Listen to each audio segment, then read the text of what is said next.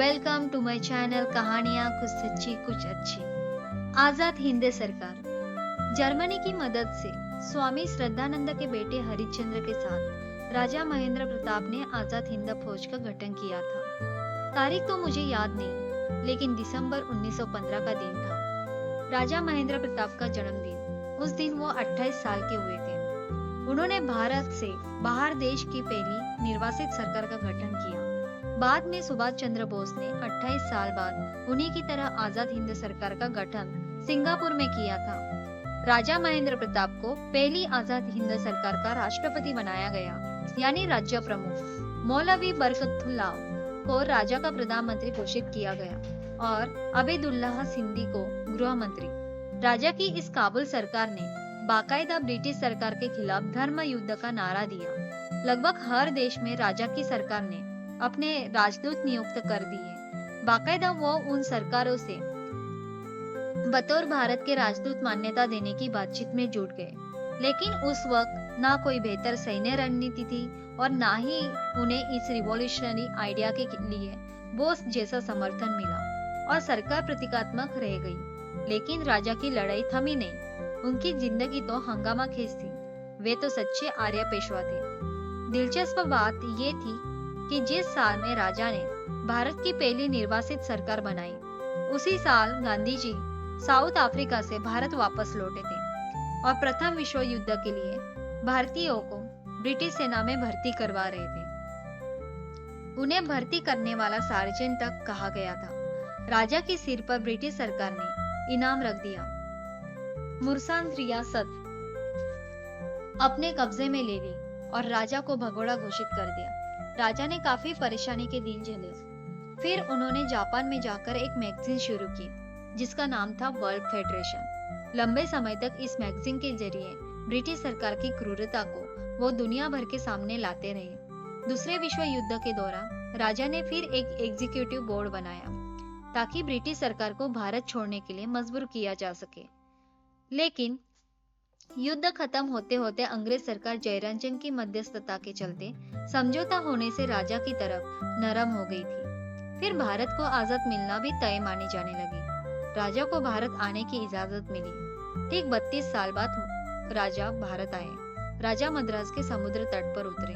वहां से वो घर नहीं गए, सीधे वर्धा पहुंचे गांधी जी से मिलने। इतिहास के पन्नों में थोड़ा पीछे ले चलती हूँ आप पाठकों को।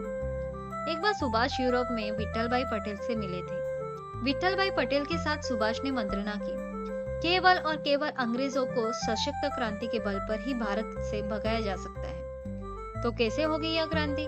विट्ठल भाई पटेल ने पूछा था। मैं करूंगा क्रांति। अंग्रेजों के खिलाफ एक आजाद हिंद फौज का गठन करूंगा। रास बिहारी बोस, राजा महेंद्र प्रताप और जर्मनी की मदद से गठित होगी मेरे अपने देश की स्वदेशी सेना।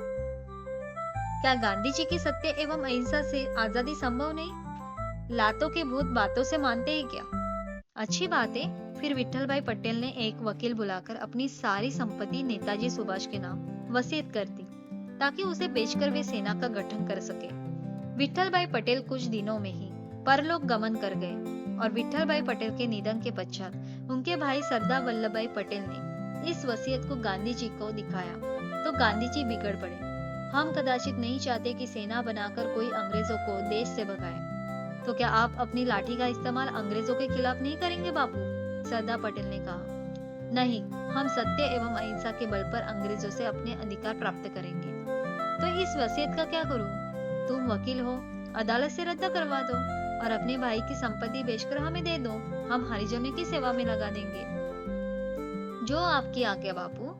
और फिर सरदार पटेल ने इस वसीयत को लेकर अदालत में मुकदमा चलाया। यह मुकदमा जीतने पर सरदार वल्लभ भाई पटेल ने अपने भाई की सारी संपत्ति गांधी जी के हरिजन सेवा कार्य को भेंट कर दी। यदि यह संपत्ति सशक्त क्रांति में लगा दी जाती तो हमारा देश पहले ही स्वतंत्र हो जाता। अब फिर अतीत से वापस आते हैं। 1942 में आजाद हिंद फौज कहे या इंडियन नेशनल आर्मी का गठन किया गया। 28-30 मार्च 1942 ईस्वी सन को टोक्यो में रह रहे भारतीय रास बिहारी बोस ने इंडियन नेशनल आर्मी के गठन पर विचार के लिए एक सम्मेलन बुलाया।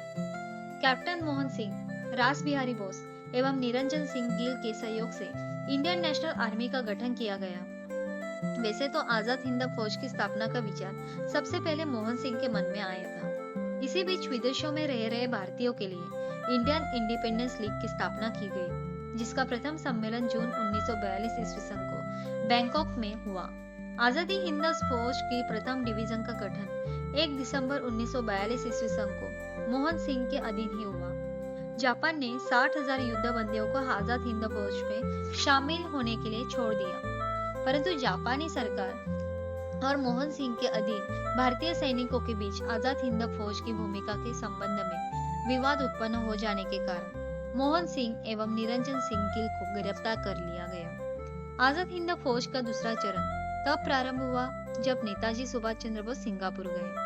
मैं बता चुकी हूँ कि उससे पहले नेताजी सुभाष चंद्र बोस ने 1941 ईस्वी सन में बर्लिन में भारतीय सैन्य दल की स्थापना की, किंतु जब जर्मनी ने उन्हें मन मुताबिक प्रयुक्त करने का प्रयास किया तब कठिनाई उत्पन्न हो गई और बोस ने दक्षिण पूर्व एशिया जाने का निश्चय किया। जुलाई 1943 ईस्वी सन में सुभाष चंद्र बोस पनडुब्बी द्वारा जर्मनी से जापानी नियंत्रण वाले सिंगापुर पहुंचे थे।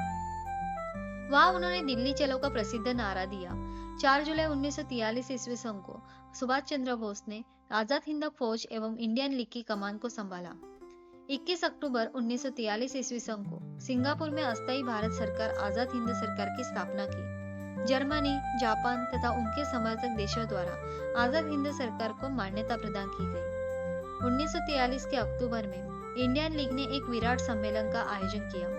नेताजी ने लगभग 1.5 घंटे तक भाषण कर आजाद हिंद की अस्थायी सरकार के कारण निर्माण का महत्व बतलाया। यहीं पर उन्होंने परमेश्वर के नाम पर सब लोगों से भारत भक्ति की शपथ ली और कहा, मैं सुभाष चंद्र बोस भारत और 38 करोड़ भारतवासियों को स्वतंत्र कराने की शपथ लेता हूँ और अपनी अंतिम सांस तक स्वतंत्रता के इस पुनीत संग्राम को चलाता रहूंगा। मैं सदैव भारत का सेवक बना रहूंगा और अपने 38 करोड़ भारतीय भाई बहनों की भलाई में लगा रहूंगा। इस सभा में आजाद हिंद फौज के सदस्य, भारतीय नागरिक और कुछ जापानीज अफसर शामिल थे।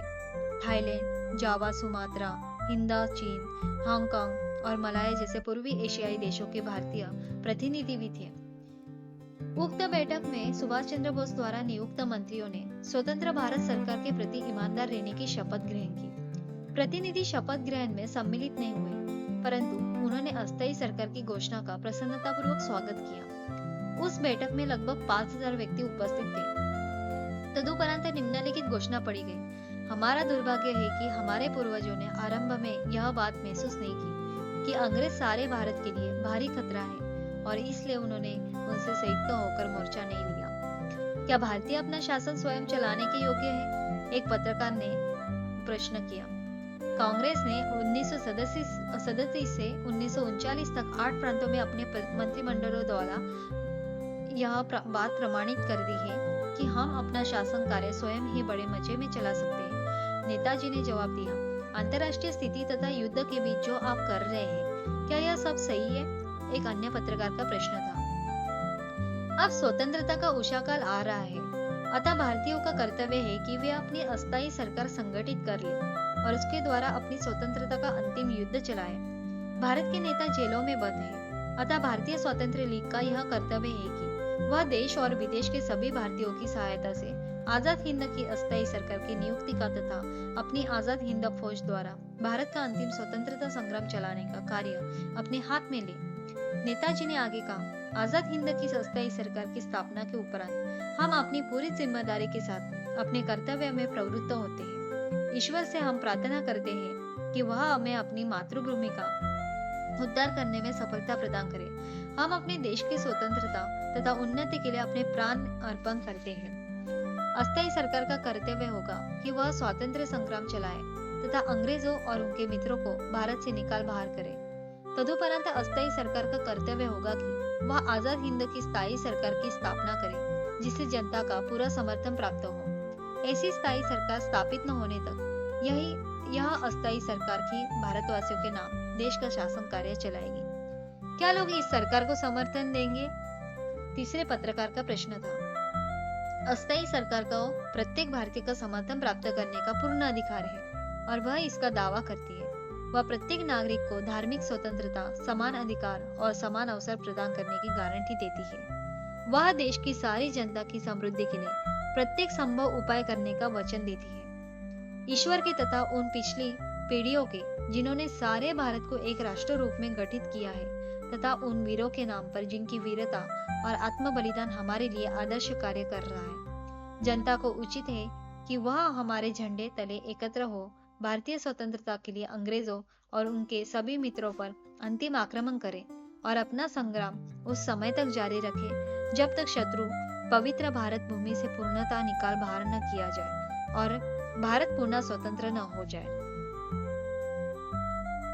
अस्थायी सरकार की गजट सरकारी नियुक्ति के संबंध में सूचना अस्थायी सरकार द्वारा प्रकाशित गजट में रहती थी। सेना में नियुक्ति की सूचना आजाद हिंद फौज गजट में प्रकाशित होने लगी। आजाद हिंद फौज और जापानी दोनों सेनाएं दो मित्र सेनाओं की तरफ कार्य करती थी।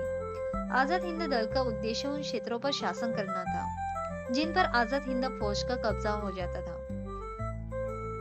इसमें नागरिक अधिकारी थे जिन्हें सिंगापुर और रंगून में मुल्की शासन की शिक्षा मिली थी। लेफ्टिनेंट कर्नल चैटर्जी आजाद हिंद सरकार द्वारा अधिकृत प्रदेशों द्वारा के गवर्नर बनाए गए थे। सुभाष चंद्र बोस ने यह स्पष्ट किया, यदि स्वाधीन भारत की सरकार भारत के अंदर बनती और वह सरकार स्वतंत्रता का अंतिम संग्राम छेड़ती तो बहुत ही अच्छा होता, परंतु इस समय भारत की जैसी अवस्था है और जिस प्रकार वहां के सभी प्रमुख नेता जिलों में है, उस समय भारत की सीमा के अंदर इस प्रकार की सरकार को बनाने की आशा व्यर्थ है। परंतु इसमें कुछ भी संदेह नहीं है कि जो ही हमारी सेना भारत की सीमा में घुसेगी और भारतीय भूमि पर राष्ट्रीय पताका फहराएगी तो ही भारत में वास्तविक क्रांति प्रारंभ हो जाएगी। ऐसी क्रांति जो भारत में ब्रिटिश शासन का अंत कर देगी। राष्ट्रीय सेना के संगठन ने पूर्वी एशिया के भारतीय स्वाधीनता आंदोलन को वास्तविकता और गंभीरता प्रदान की है।